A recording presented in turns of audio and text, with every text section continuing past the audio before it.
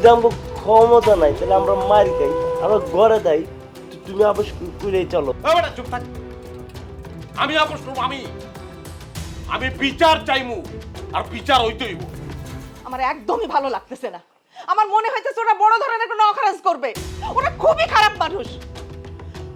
আমি আছি, অত চিন্তা করো না। আরে তোরে নিয়েই তো আমার যত ডর। তুই দোকানে যাবি না, পরিবেশ ঠান্ডা হলে তারপরে যাবি। এখন তুই বাড়ির মধ্যেই থাকবি। কি কইতাছো তুমি? আমি ঠিকই কইতাছি। আজকে স্বামী মেয়ে মারছে, কালকে যদি তোরে মারে, তুই ছাড়া তো আমার কেউ নেই, আমি কারে নিয়ে থাকবো? আমার এক কথা, তুই বাড়ির বাইরে যাইতে পারবি না।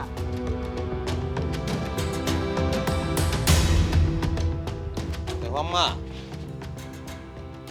ডরায়া লাভ নাই, লাভ নাই ডরায়া।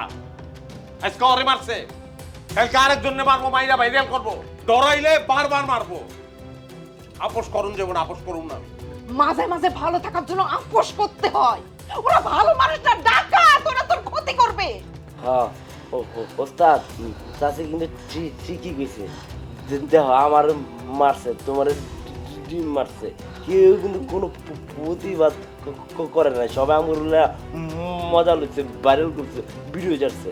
কিন্তু একটা ব্যাপার তুমি চিন্তা করে দাও, তুমি যদি ক্ষমতাবান হইতা, পাওয়ারফুল হইতা, তাহলে কিন্তু তোমার লোকে অন্যায় করতে পারতো না, অন্যায়ের বিচার হইতো।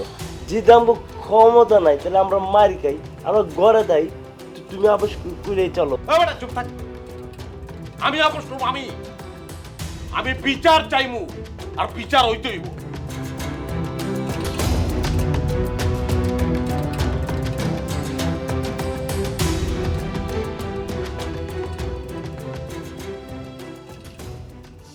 বাবা রে, আমার কথাটা শোন বাবা।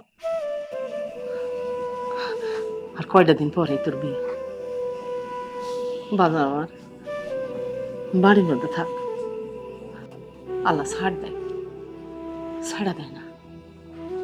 অজ্ঞ বিচার আল্লাহ করবে।